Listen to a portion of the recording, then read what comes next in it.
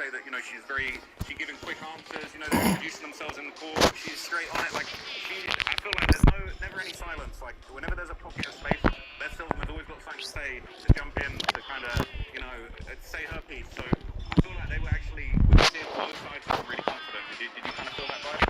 Yeah. The prosecution, I still think they have a clad tight case. However, really have only seen their side, you know, but that's what Dave's defense team has, like, a huge mountain to climb.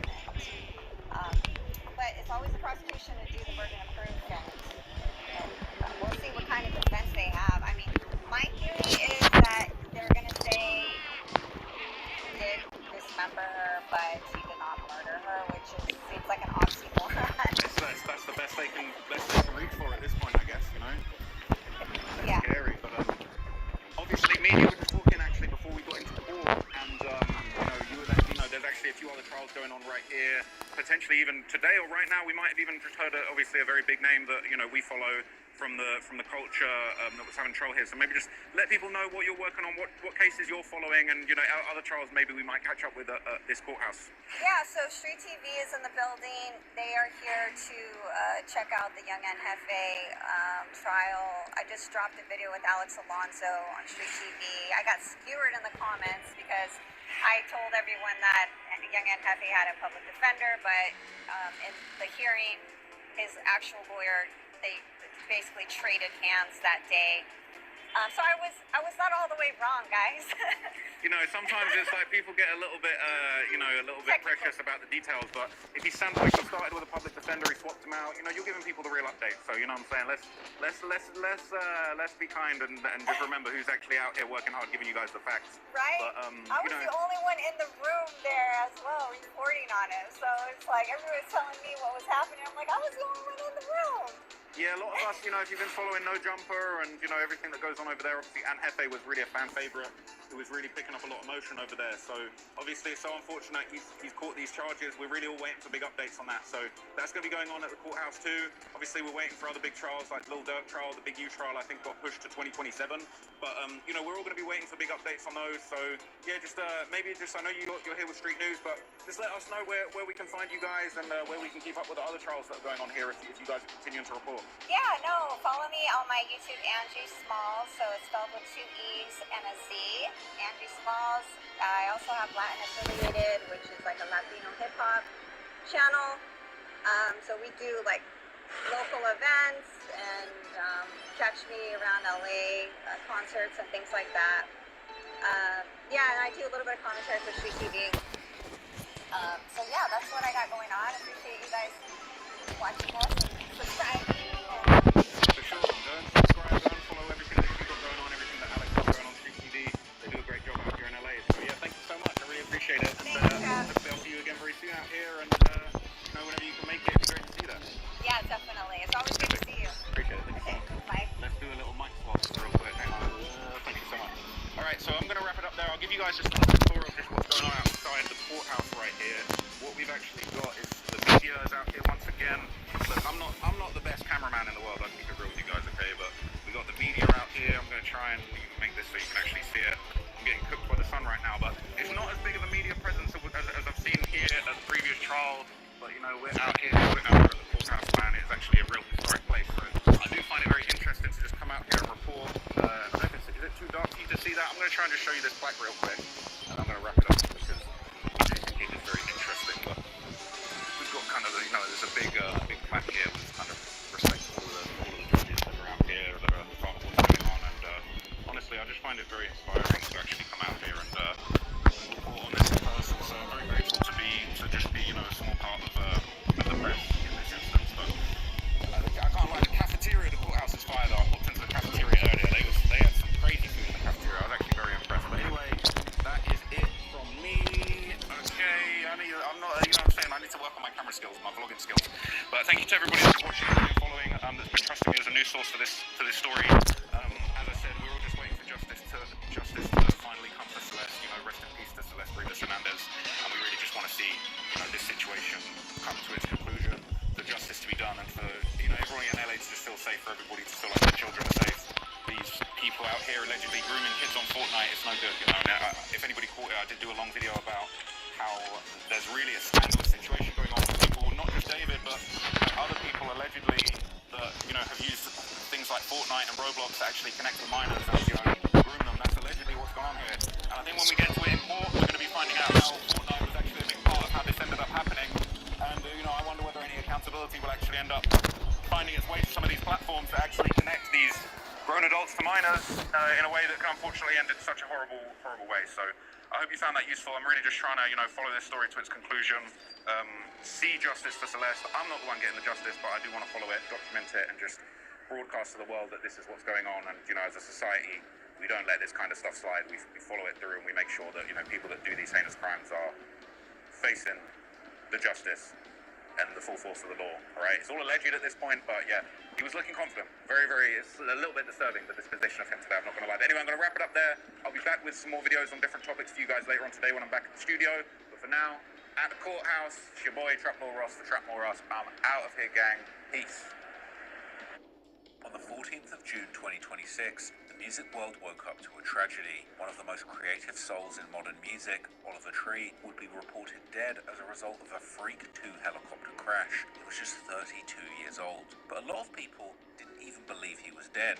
Many people, including me, thought this must have been a prank. This is the exact kind of stunt that Oliver Tree would normally pull to go viral. And as many commenters pointed out, a lot of Oliver Tree's music videos actually included comical and tragic deaths of himself. I was one of those people thinking surely he's going to pop out with a helicopter-themed music video and just be trolling the whole world. But as the hours passed and various news articles began popping up reporting on the death, first in Portuguese, then in English, and soon images of the real-life fatal crash and its aftermath began circulating online, it would be reported that not only Oliver had died, but another massively famous YouTuber from Argentina named Gatsby had also passed away, along with 4 other people, including film director Lucas A. Bernal, 3 others, which included 2 helicopter pilots. The news was real, and Oliver Tree was dead. From here, celebrities all over the world that knew and loved Oliver began sharing their grief online. He was one of the most creative and promising minds in the music and content world, so his death felt like a devastating loss for the culture as a whole. But not everyone knew Oliver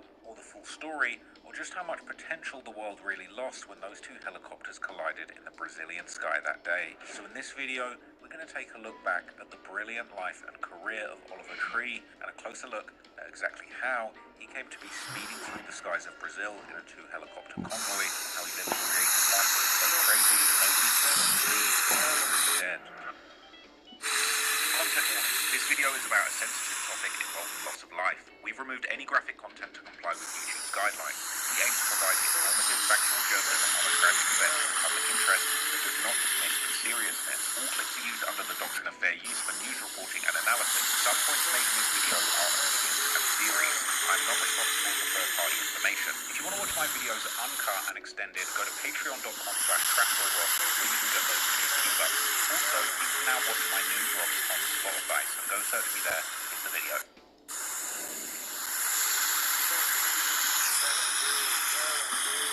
At first glance, Oliver Tree looks less like a serious musician and more like a living internet meme. However, beneath the colourful Montbell windbreaker, his jeans, the kid-sized speed shades, red flip-flops, white socks and sharp-edged bowl cut, there was a true artist with genuine creative depth. He became a superstar through years of musical experimentation that went beyond just music, creating an entire larger-than-life character that the music industry simply couldn't ignore. Because of all of this, Oliver Tree's myth, persona and actual reality was tightly tangled together and sometimes hard to separate. But the reality was he was born Oliver Tree Nickel in June 1993 in Santa Cruz, California. According to Oliver, his grandparents met on an onion farm of all places. Fire. Life is like an onion, man. There's many layers to unravel. It's like, do you know about Shrek? He talks about it? Yes. Well, dude, my grandfather had an onion. Wait, don't. Let me just explain this. So, they actually met working on the onion field. Now, Oliver often described his childhood as unconventional, which is arguably an insane understatement because I do not. Both of his parents worked for San Francisco's Pickle Family Circus. And both of your parents were trapeze artists. Oh, no. My mom was. And my father was a ringleader at the circus. Nice. Which circus? The Del Pickle Family Circus. Nice. It was Northern California based.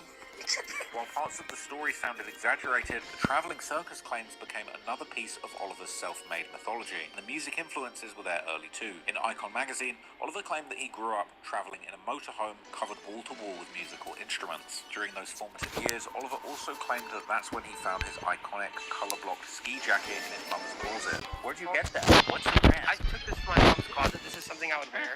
When I was 8 or 9, I would go skiing with this thing. And she wasn't using it, so I said, I'm just going to take this. And I think I'm getting a lot more use out of it. It's a eventually, Oliver's family left the traveling lifestyle and settled permanently in Santa Cruz, California. Tragically, during these years, Oliver lost his cousin, a devastating event that he said pushed him towards drugs and made death a recurring theme in his music. One thing that I notice in your music videos is this imagery of you falling to your death. Is there anywhere that comes from? Does it represent anything? Something that I ponder and to process thoughts, and especially because I've lost people in my life when I was younger, and it was pretty heavy duty for me. That was always a big thing. I'm like, well, what happens after life? And almost in a way, preparing myself for my own death. By middle school, Oliver was already playing in a rock band, rapping, and DJing under the name Kryph, that's spelled K-R-Y-P-H. But meanwhile, videos would even show him as early as 2012 rapping and performing under that same name. I run circles around your like a bass cap. You take that to me, go battery. My mouth was still is dry like a battery. I keep my mindset level. However, around this same time period, his drug use nearly cost him his life. Apparently, during a family trip to Burning Man, Oliver said that he got separated from his family because the large amount of LSD that was meant to be shared with psychedelic effects that were amplified by the fact that he topped it off with some weed brownies. Soon after he took all these substances, he started hallucinating hard. He was imagining a bunch of reporters were closing in on him while he gave a speech. So, in a tripped-out panic, he tried to escape on a small bike before ditching it, stripping naked and running into the desert. According to Oliver, he hallucinated his own death, imagining his family mourning his funeral. I watched my entire life play out before my eyes as I ran. I started in my childhood. I was running and I was running, and my dad kept saying, You're fast like a cheetah. that was the same thing he used to tell me every day when I was a kid racing bikes. As I continued to run, I watched myself turn into an old skeleton drug addict man who was left to die all alone. And eventually, in his panic, he would hit the festival's perimeter fence, injuring himself in the process. So I laid on the desert floor and smashed my head against the ground, trying to open it up, ripping my hair, trying to pull my brain out of my head. I stood up and I started running, but I couldn't see. So I literally hit the fence on the outside perimeter of Burning Man. My entire body was covered in cuts. It was a bloodbath. I even had cuts on my penis. But don't worry, they healed very well. Then making his way back in before the police chased him, believing that he had actually snuck in. After this, he ended up running naked through a crowd of 70,000 festival goers. Now exhausted and freezing, he was finally helped by a woman who gave him water, food, and a cloak. Later, Oliver credited that random act of kindness with saving his life. However, when Oliver later told the story on Impulsive, Logan Paul claimed that Oliver had actually stolen his LSD story. And then basically, bro, why are you looking like that? What, does this happen to you too? Hey, you and I might not be so different, my man. Bro, you're telling my story. That's not your story, but that's Tell me, what's up? But Oliver had already been telling his own version of this since 2012. At the time, he called it the lowest point of his life, but he woke up feeling like he'd been given a second chance. After that near-death experience, Oliver shifted towards music production and dubstep. By 2011, Oliver had appeared on the Wobbleland San Francisco lineup alongside major dubstep artists like Skrillex and Nero. However, he quickly realized that the dubstep scene wasn't for him. After the Kryph era, Oliver rebranded under the name Tree and started focusing more on serious music. I spent many years of my life with another project, and I tried to take myself so serious, and I was like, oh my God, like, why won't anyone take me serious as an artist? Like, this is so, like, mad at the world, you know, and trying this angle. In 2013, he released his first EP, Demons, which touched on his past struggles with drug addiction. But even that version of his career ran into problems. Years later, Oliver revealed that label issues prevented him from releasing an album under his old deal. I've been on other labels. I was in a really bad situation with the old deal that I couldn't release music, and I couldn't release music for like 4 years. So I don't know if your information found that out, but I was on a hiatus. By 2016, Oliver began trying to leave the past behind and start over. This time he used the name Oliver Tree, which came from his real first and middle name. Oliver's first major step under his own name came with a track called Forget It, a collaboration with his former high school classmate and close friend named Getter. While the bowl cut was already there, the full turbo look wasn't. He didn't have his red glasses, ski jacket, Jinko, jeans, or scooter mythology yet, but that character Turbo would later be introduced on Vine, where it quickly started gaining attention. But the final piece of the Turbo character was his Razor scooter, and that mythology ended up being one of the easiest parts of his persona to pick apart. In 2020, a Facebook post captioned "The birth of a scooter god." Oliver shared a badly photoshopped childhood photo claiming that Christmas 2001 was when he got his first Razor scooter, with this kicking off a life of competitions, tricks, big air, and crashes. Later, he would claim that he signed a national sponsorship deal with the Junior Syndicate scooter team, adding that his professional riding career ended after he hit a pebble during a high-speed 20-foot roll-in, flying through the air and breaking both his wrists and his joint. An injury that he claimed forced him to pivot towards music and later inspired his hit song Her. The song Hurt is actually about a scooter crash I had when I was 18. I was in a semi-pro freestyle contest. I come in off this 20-foot roll in full speed going in. Out of nowhere, there's this little pebble. Front wheel hits it. I just go flying, both arms out, break my right wrist, break my left wrist. This thumb joint right here completely snapped off. Keep in mind, I couldn't feed myself or wipe my own my entire summer. I'm just lucky I had a girlfriend that loved me. While Oliver supported the crash story with a newspaper article and Facebook post showed that he did have an accident around the time, the article itself appeared to be copied word for word from a 2018 Santa Monica Daily Press report about a separate scooter accident involving a woman, with the wording changed from she to he. And while Oliver has done basic scooter tricks live, his biggest video stunts often use cuts, distant angles, and shots that hide his face. Most notably, he appeared in his video "I Competed Against the #1 scooter rider in the world," featuring professional freestyle, scooter, and BMX rider Ryan Williams. Hey, I'm letting you ride on that night, honestly. Move. I don't want to. No, you're gonna move out sue the me, dude. way. No, I'm not gonna sue you, dude. I've hit double the size. Don't touch my. Don't. No, go to school, kid. No. What are you? Don't you. Kid. No. This is better. My dude. That's like $50 from Kmart. I know, but I'm just not used to it, man. It's not gonna be the same. I can't do my varials the same way. All right, yeah. Well, if you can make the jump, then we can settle it out in the game of Scoot. Yeah, we will. No way.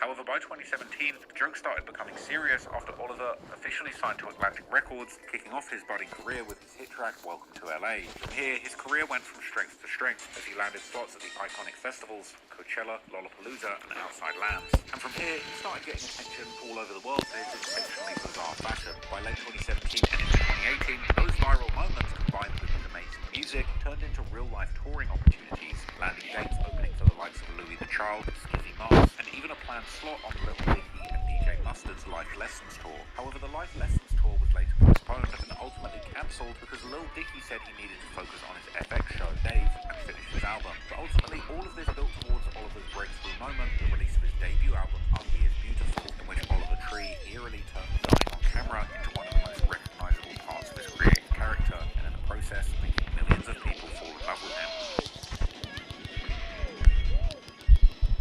By the back half of 2018, Oliver Tree had laid the groundwork for a life-changing debut album, quickly establishing himself as a one-of-a-kind artist and had turned himself into one of the strangest rising figures in alternative music. But underneath the ridiculous outfits and absurd interviews were genuinely moving and emotional songs and unparalleled level of creativity and vision, all achieved through his self-directed visuals. His character really made people stop scrolling and pay attention, something which says a lot in this short attention span era, and it shows you just how much talent that Oliver really had. But nestled in his incredible creativity was a dark streak that perhaps foreshadowed his life being cut short, because as Oliver moved closer to his debut album, another theme started being a big part of his art: death. In December 2018, Oliver released the track Hurt, one of the first major singles from his Ugly is Beautiful album. The cover art and music video for the project featured various deadly scenarios, including an opening eerily reminiscent of the scene of his actual death, as aerial shots showed off a burning car, flames on the ground, and his singing corpse being wheeled away in a body bag. During the music video, he would claw his way out of a coffin and wander through a surreal wasteland. He'd also get his head blown clean off by an artillery tank, as well as leaping from a tall building. And the video ended with him being crucified on his signature Razor scooter while cruising around Ukraine. Oliver's creativity was a rare gem in the age of stale and recycled music concepts. But this wasn't a one-off. And from that point on, Oliver kept finding new and creative ways to die on camera. In a song titled The F Word, he took a chainsaw to a giant pillow shaped like his own head. Then in Miracle Man, he survived a brutal accident, surgery, and a piano falling from a window, only to get flattened by a speeding ambulance. At first, these deaths played out like cartoon violence, but the more Oliver used them, the more they started to feel like these deaths were actually an integral part of his character. Then in 2019, Oliver turned death into his entire rollout. In June, he he announced the Goodbye Farewell Tour, framing it as his final tour and the end of his music career just as it begun. A kind of genius marketing, really. But at the time, Oliver claimed that he was quitting music and walking away to become a filmmaker, and to sell the idea, he asked his fans to make #OliverIsOver part of the trend. Although fans knew Oliver's retirement and the album's death were part of an elaborate prank, the rollout later took on a much darker context. It was just 2 days before the album's scheduled release, COVID-19 brought the whole world to a standstill. Instead of simply delaying the album, Oliver turned the delay into another fake retirement stunt. He announced the album had been completely cancelled, claimed he was officially retiring, and joked that maybe he would release it in like 5 to 10 years. He followed that up with releasing the track Let Me Down, calling it his final song and video ever, but once again, Oliver's final song was not really final. About a month later, he returned with a staged Instagram video that pretended to show him being kidnapped. In the clip, a masked captor promised to reveal a new album date if fans flooded Oliver's album cover with comments. Fans hit the goal in around 10 minutes and even reached a full million. But even with a release date, however, the album was still delayed. Then, amid the George Floyd protests, Oliver delayed the album once again, saying that bigger issues deserved the attention. Then finally, on July the 17th, 2020, Ugly as Beautiful arrived. After years of fake retirements, delays, cancellations, and death-themed stunts, the album actually delivered. It debuted well at number 14 on the Billboard 200, marking Oliver's first appearance on the chart. It also broke into the top 40 charts in countries like the UK, Australia, New Zealand, and Ireland. Although critics were split, with Pitchfork hating the project and calling it dense, messy, and hard to digest. But by the following year, he was once again claiming that Ugly as Beautiful was really the end, and that he was retiring for good. But true to his character, he unretired almost immediately. In February 2021, he announced the deluxe version, Ugly as Beautiful, shorter, thicker, and uglier, and buried inside that deluxe was actually the biggest song of his entire career, Life Goes On, which was meant to be on the original version of his debut album, Ugly as Beautiful. That song went crazy, and today the YouTube music video sits at a staggering 470 million views, while the Spotify listing has a mind-blowing 708 million views. The song, which is eerie to listen to now after his tragic passing, sees Oliver singing all about how even after a heartbreak, life simply goes on and on and on, no matter how much the breakup feels like death. And the track would go on to be Oliver's biggest mainstream hit, landing at 71 on the Billboard Hot 100 charts and staying there for 5 weeks. The music video, which he directed by himself, featured him in his trademark bowl cut, neon glasses, and windbreaker. Seemingly filmed on a green screen, it would see Oliver cloned dozens of times with what seemed like an army of Oliver trees, singing the song in an array of interesting setups, all achieved with visual effects. This was an incredible example of just how multi-talented he was in both music and creative departments. But even at the peak of his success, Oliver still couldn't let go of the death imagery. In the end of the Life Goes On music video, a room full of Oliver tree clones gather around the body of a dead Oliver, crying over him like a funeral. And that's what made the song feel even stranger in hindsight, because while Oliver's biggest hit was called Life Goes On, so the video ended with the character dying. Then, at the peak of the windbreaker and scooter era, Oliver did something that nobody expected and officially killed off his character Turbo. Then, in February 2022, Oliver came back to release his second album, Cowboy Tears. He fully abandoned the Turbo look, swapping it out for a cowboy hat, a mullet, and a heartbroken alternative country persona. This time, Oliver leaned into the sadness, heartbreak, and exaggerated masculinity of the found country music, with him describing his new character as designed to show that it's okay for tough guys to cry. The core message is that it's okay for the tough guys to cry, guys like us. Tough cookies, you know? And, that's something I think is important, because I think it is important for everybody to cry, and that's part of the message, but specifically guys like hold in their emotions and then they let it out in anger and aggression. While the shift was risky, it still worked enough for Cowboy Tears to land at number 60 on the Billboard 200. The lead single was Cowboys Don't Cry, which came with another big budget and highly creative music video that showcased his new cowboy persona. And while this video didn't depict his death, it did showcase a giant cross at one point that gave a subtle graveyard vibe to the video. But Oliver also explained that death was a big part of the song's history itself, in a genius annotation lifted from an Apple Music interview where it claimed that he actually wrote the song for a partner of his that attempted to.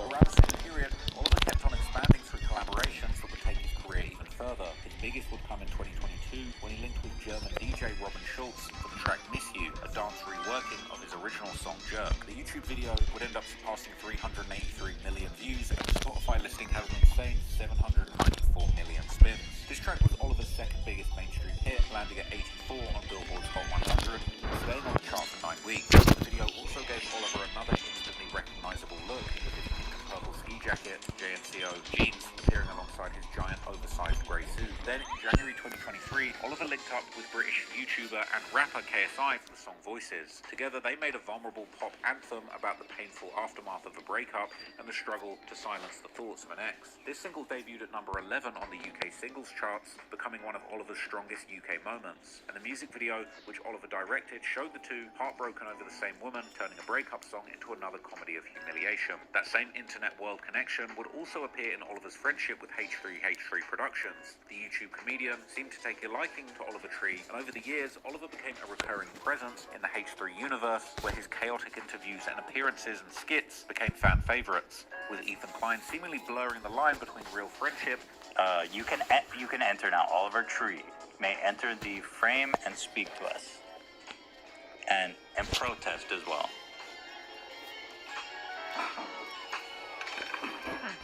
Fake beef and performance art whenever Oliver Tree pulled up to the studio. Just to set the record straight, I come from a long lineage of cowboys. My grandfather was a cowboy, his grandfather was a cowboy, and so on and so forth. So for you to call it a shtick, that's immediately offensive. But I grew up going to my grandparents' ranch. They have a cattle ranch.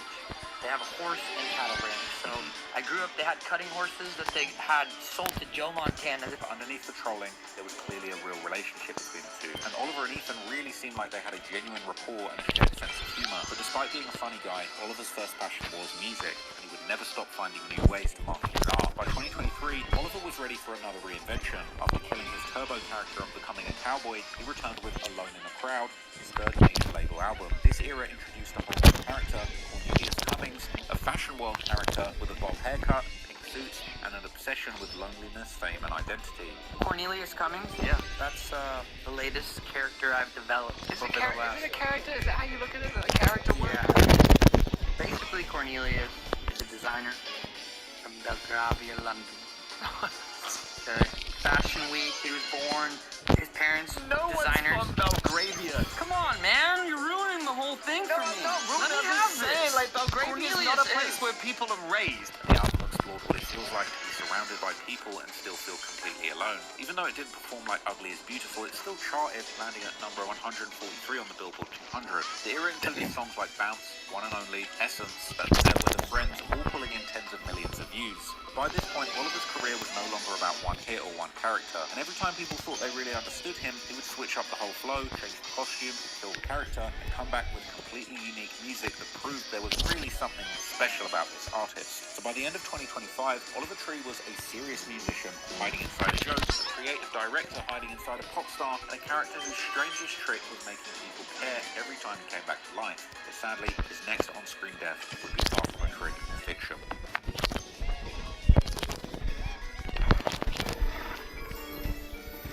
On April the 9th, 2026, Oliver Tree announced his fourth studio album, Love You Madly, Hate You Badly, which would be releasing later that month on the 24th. This all came at a very interesting time for Oliver Tree, as a tweet from him would circulate claiming he had recorded his fourth album over 2 years while traveling across 82 different countries on all 7 continents, and that the cover had been a real photo taken in Afghanistan. It's a small silver lining to know that even though he died at 32, years before his death, Oliver truly got to travel the world more than most people ever do. He would also mention that every song on the album was written and produced by him, showing that artistically Oliver was reaching his peak potential, blending diverse instruments and cultural influences from all these places he had visited around the world during this trip. But the most dramatic part of the tweet was the announcement that he'd actually left Atlantic Records, which is something he'd also announced on Instagram early on April 1st. Although at the time, Oliver was claiming that because of him leaving, the new album was never coming out. But then, about a week later, he would make another post, true to his style, in a crazy outfit, this time dressed up as a member of the band Kiss, where he would announce that Atlantic had actually agreed to let him release the album through his own label, Alien Boy Records. Now, Alien Boy Records itself is an interesting piece of Oliver Tree lore, as he's been talking about this label for years, and sometimes jokingly mentioned that his fictional characters would be the ones signed to the label, something that made a lot of fans question if this was even a real label. But nevertheless, it was true. He'd gone independent, started his own label, and this album was released as promised on the 24th of April. Interestingly, none of the streaming services mentioned any label behind the release, not even his own, something that I've actually never seen before, and it just added to the ever-growing mystic and marketing skills that Oliver had been perfecting throughout his career to constantly keep everyone guessing. About a week and a half after the album's release, he would then announce that he was going on a world tour, which was referred to as the Love You Madly, Hate You Badly tour, or the world's first world tour. This was set to be a humongous tour that was scheduled to span all 7 continents, with a goal of doing 70 shows across 30 countries before the end of 2026. Hi, my name's Oliver Tree, and I'm bringing my one-man band across all 7 continents for the first real worldwide tour. Get a ticket now and be a part of history. The tour began on May the 30th, 2026, with a show in Mexico City.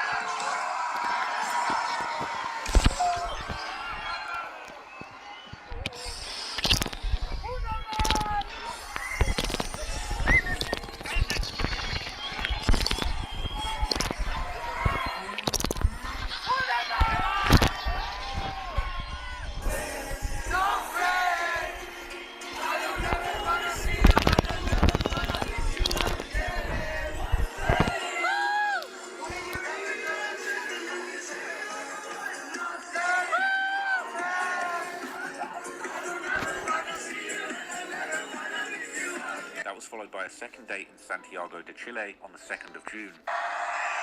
You guys are amazing, and I will come back many more times because I love you, te amo! If you guys know the words, I want you to scream this. This last song is called Miss You.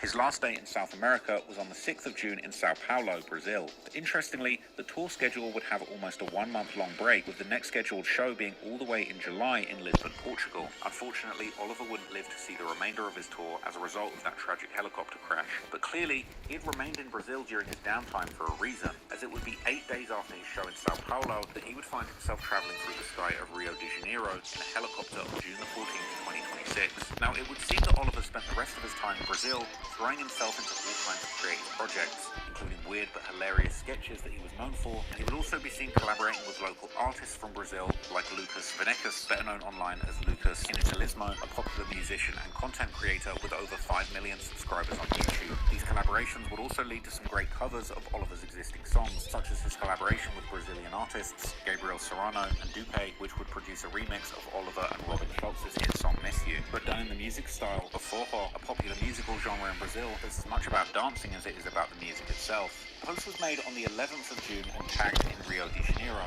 showing that at this point Oliver had already arrived at the place where he would sadly meet his end.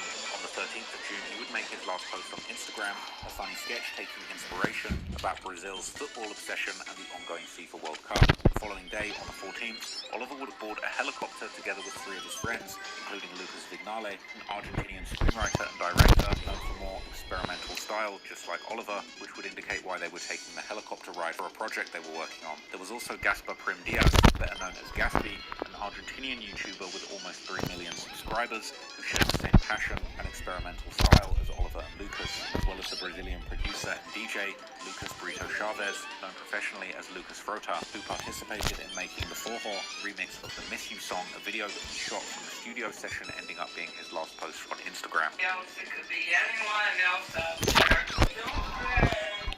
I don't ever want to see you, and I never want to miss you again. One thing, when you're angry, you're a jerk, and then you treat me like I'm worth nothing. Flying in helicopters wasn't anything new for Oliver Tree either, as his social media shows this was a regular thing for him, including a post from That's not the same helicopter.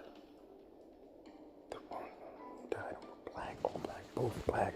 So it's not the same helicopter, which means that this was staged. Think about it. They showed that he was going to a helicopter, right? And then later on they showed that 2 helicopters collided and said he was in it, but here's the thing though, it's not the same helicopter.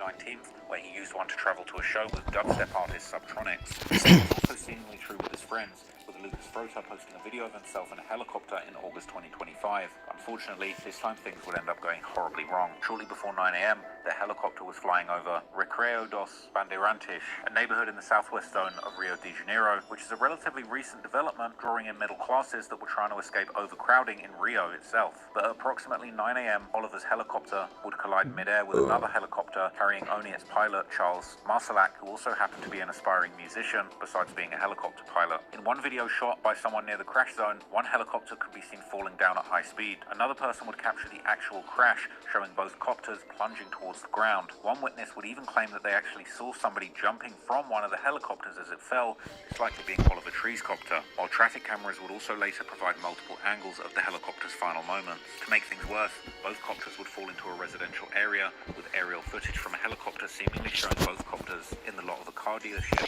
reportedly specialized in the Chinese electric and hybrid car brand BYD. Soon after the crash, countless photos and videos emerged showing that helicopter 1, which was reportedly the one carrying Oliver and his friends, had hit an area where numerous electric vehicles were parked, including a massive fire that destroyed about 20 cars and triggered what sounded like explosions. By the time emergency crews were finally able to bring the massive blaze under control, all that was left behind were the charred shells of the cars. Locals would also post videos showing how far from the actual crash sites some of the huge pieces of the helicopter's debris had landed, together with some incredibly small items like someone's wallet. Pictures would later even circulate showing Oliver Tree's personal suitcase open on the ground, where you could heartbreakingly even see his signature multicolored windbreaker. Some of the residential buildings near the crash were also hit with debris. Fala galera, beleza? Então, foi sim aqui na frente do prédio do meu irmão. Inclusive, acertou ali no apartamento de baixo. News media would publish videos appearing to show emergency personnel recovering the victims from the crash site after the fire had been extinguished, as well as what reportedly grieved family members at the site of the wreckage.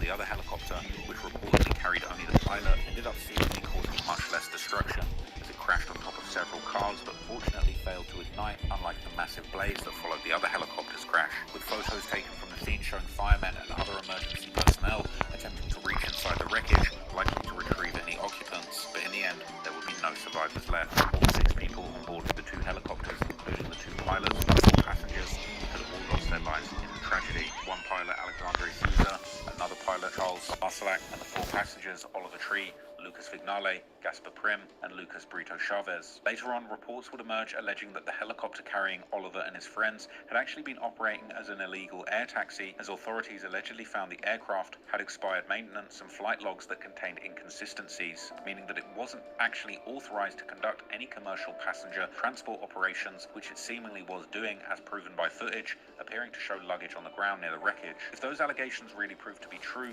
the helicopter's owner may be facing some very serious legal consequences in the near future. Meanwhile, following Oliver Tree's passing, as news of his death quickly spread across social media, tributes from friends and fellow artists began to pour in, with countless people who had worked with him expressing their shock and grief, including Ethan Klein from H3H3, who made a brief tribute on social media, followed by a heartfelt 4-hour-plus show entirely dedicated to Oliver's memory. Our good friend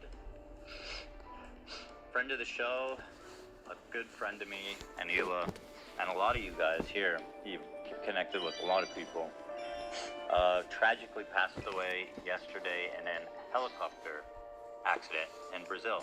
Another collaborator mourning this tragic loss would be England's most famous YouTuber and Oliver's former collaborator, KSI, who shared a broken-hearted tribute reading, "Always a legend, still doesn't feel real, I genuinely feel sick. I love you, bro." The producer and DJ Robin Schultz, who made the mega hit Miss You with Oliver, would pay tribute to him on Instagram, remembering back to the time they worked together and paying condolences to Oliver's family. Jack veteran Steve-O, who has openly spoke about his own past struggles with substance abuse and mental health, would also pay tribute and thank Oliver for always being there for him. Comedian Whitney Cummings also paid tribute to her friend, describing Oliver Tree as the rare kind of person who, despite achieving remarkable talent and fame, never let success change who he was or inflate his ego. The singer T-Pain posted numerous videos of their time together doing podcasts and music. How are you? How you doing, man? Doing good. How are you guys? Isn't it crazy that we're we're both DJs now. This is pretty We're cool. done with the singing thing, I'm man. out of here. I'm out of here. You've been getting in shape. No. I'm making an album in the hotel room. I got my computer, my microphone, and a little mini keyboard, and just making music by myself. Kind of going back to what I wanted to do in high school, like making music for me instead of trying to be like, what do you think? And what do people want to hear? Like, what do I want to hear? Yeah. And if it fails, it fails, but I have no pressure. No outside influences. You do like it. You know what I mean? That's freedom. heavy. Yeah. That's what happens. You want to do that.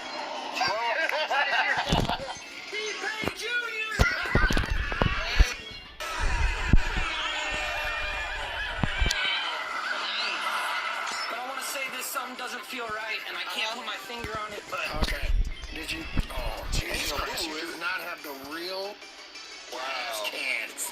Holy!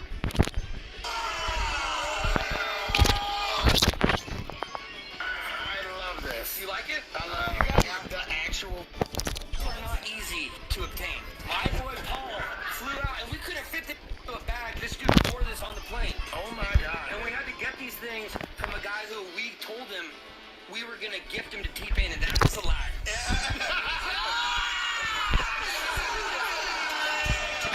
Even people like Jake Paul, who seemingly come from a completely different corner of the entertainment world, would post tributes to Oliver, as did the underground rapper Ski Mask, the Slump God. All these people were sadly just the tip of the iceberg, showing just how widely loved Oliver Tree was all across the entertainment world, with actors, comedians, influencers, streamers, YouTubers, and mainstream and underground artists all showing their love. Everyone had been affected by his kindness and never-ending passion for art, but sadly, not everything around his death would be positive, because soon after the news came out, a conspiracy theory would circulate on Reddit claiming that perhaps he had been killed by Atlantic Records in retaliation for taking his career independent. While ultimately that sounds like a whole bunch of nonsense, there was one strange detail that stood out, because only weeks before his death, whilst he was a guest on the Zach Sang show, Oliver decided to end the podcast by claiming that he had set up his will so that all of his money goes to charity for future artists, while his family get nothing, before eerily highlighting how the value of artists always tends to go up after they die. Furthermore, I don't believe that any of the wealth or the things that get made from it is mine. So when I die, I've set it up, my will is set up that when I pass, my family, no one's gonna get a penny. If I have a wife or kids or anything, not getting it. I'll get my kids through college, that's the agreement, but they're not gonna be a silver spoon. They're taken care of because my dad worked on some stuff in the 2000s. You know, like, the idea is, when I die, all the money's gonna go back to artists. So I've set up a foundation. It's called Dr. Oliver Tree's Art Grants for Baby Geniuses. And it's set up so that basically the interest generated from my music will take mostly that, but there's also room for other money, because when I die, my art will continue to have residuals and probably be worth more than it is now. People will finally appreciate my stupid videos and my stupid songs. That's when people appreciate you when you're not there anymore. Anyways, they might not. It doesn't even make a difference. But historically speaking, artists' worth go up after they die. So the art will continue to make money no matter what. Even the most like diabolical people, their music still makes money after.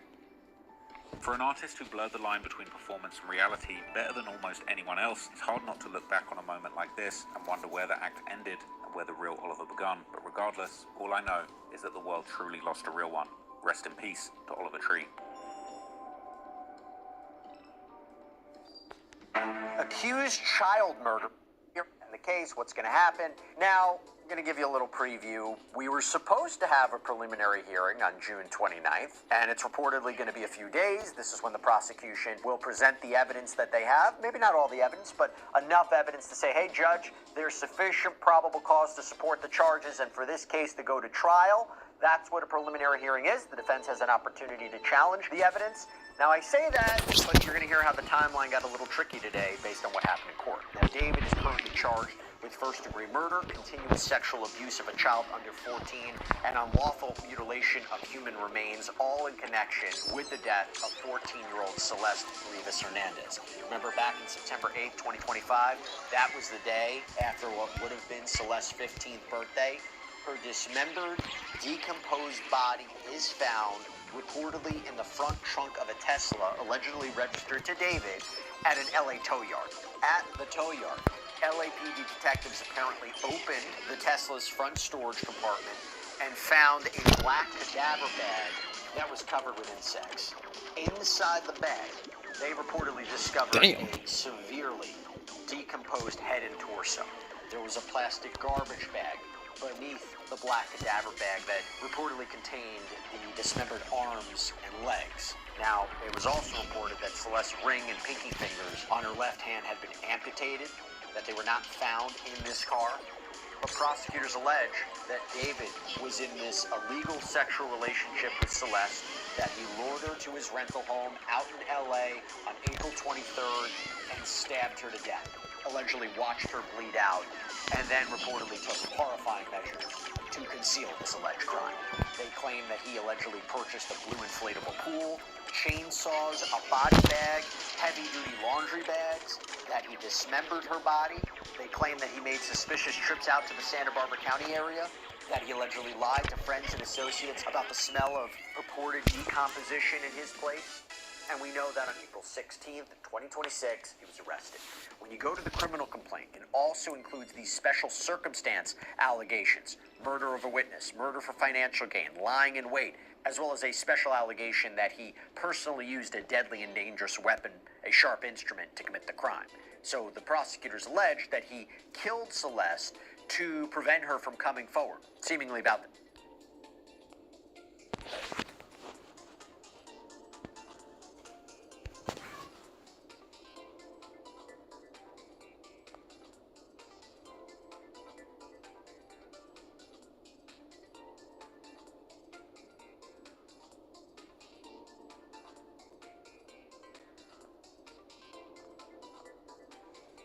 their relationship, which would have cost him his career, to silence her. That is what makes this a capital murder case, those special circumstances allegations. So the death penalty is potentially on the table, but we also know that there hasn't been an execution in California for years. There's a moratorium on executions. Quick snapshot of the background. Now I want to talk about what happened today. Okay, so let me bring on somebody who was in that courtroom today. She's outside the courthouse right now. NBC LA reporter Julia Dang. Julia, thanks so much for coming back here on Sidebar. Before we get into the substantive issues about what happened today, I understand it was a quick hearing, but important nonetheless. How did David look? How did he look compared to the last time you saw him? I'm so glad, Jesse, you opened with that question, because that was actually the first thing I texted your producers. It was the first thing I noticed. He did not look great. I mean, he came in clean shaven. It looks like he may have gotten that haircut his attorneys requested, but he didn't look good. He looks like he hasn't slept properly in days. He's got bags under his eyes. He looked kind of rumpled. He was wearing the regulation orange jail uniform he had on last time, but the white undershirt this time, it was just really disheveled. Here's the thing, though. This is David we're talking about. He is so comfortable in front of cameras, in front of people on stages. He came in, he sat down in front of the judge like he owned that courtroom, and he started nodding and smiling at people. He didn't speak much. He just said, "Yes, Your Honor," to acknowledge her questions when she asked if he was okay with essentially delaying this case further. But he was very engaged, very active, making eye contact with the judge, nodding and smiling throughout. And this really caught my attention. Near the end of this very short hearing, really the court proceedings only went on for about 4 minutes, we caught David and his defense attorney smiling at each other. This really appears to be part of the defense strategy to just keep on delaying.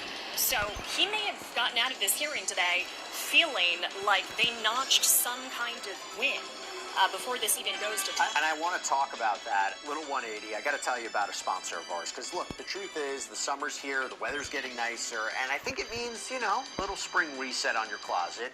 And for me, it's about quality over quantity, and going for pieces that are easy for every day, but kind of have that elevated feel that won't break the budget. That's why I got to tell you about Quince, okay? Quince makes beautiful, effortless pieces using premium materials like 100% And then on top of that, after he's accused of stabbing Celeste to death and abusing her sexually, he's accused of mutilating her corpse.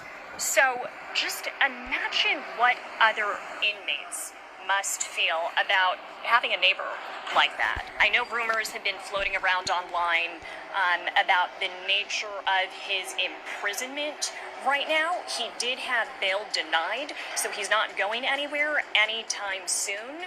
But I can only imagine what those daily conditions are like. He's allowed to shower reportedly once every other day. He's allowed to make phone calls only on those days. So this is somebody who had celebrity status. He had a following of several million. He had a multi-million-dollar career in the works. He had sponsorship deals. He was touring. He had an album coming out. And now he's wearing this orange jumpsuit. He is behind bars, and he is probably up against behavior that has him staying up every night. And that's why he came in today looking like he has not slept in days. I wish we could have cameras in there because it wasn't just his demeanor that captured my attention. It was his face. This is not the same David we saw in his mugshots, in his promotional photos, on tour. This is a very different David Anthony Burke, now possibly about to stand trial for fraud. Right, and look, yeah, like you said, he's facing serious charges. We have a sense, sort of what the evidence is from the prosecution. We were hoping to get a better sense for a preliminary hearing that was supposed to happen in 2 weeks. But I'm gonna give you the floor right now. You're in this courtroom. You're at this status conference. It's supposed to be like, where are we at in the case? What exactly happened today? It got delayed again. In a nutshell, Jesse, it got pushed back yet again because the defense wants to keep on delaying. So I love coming on your podcast. But we're going to have to do this again in July after we just did this in May. So the status conference is one part of the preliminary hearing process here in California. So we just did this May 12th. It was supposed to be a preliminary hearing May 26th. That ended up getting moved. So then it was status conference today, June 17th, preliminary hearing June 29th. Now that date, the 29th of June, that's been canceled. We're going to do another status conference July 7th now. And then there's supposed to be a preliminary hearing on July 21st. But I would not be surprised at this point if this gets continued or delayed again.